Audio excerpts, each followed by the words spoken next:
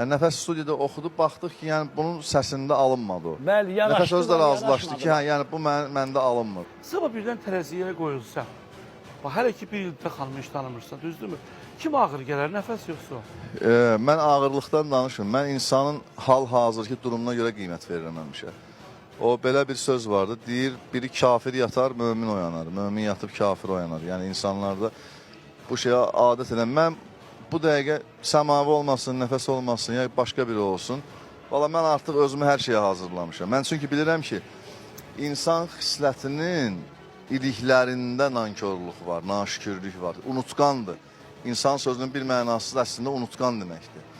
Yəni, mən ona görə özümü hər şeyə hazırlamışam. Mən bilirəm ki, Timboli də bu show biznesin içində. Mən bilirəm ki, çox sürüşkəndir.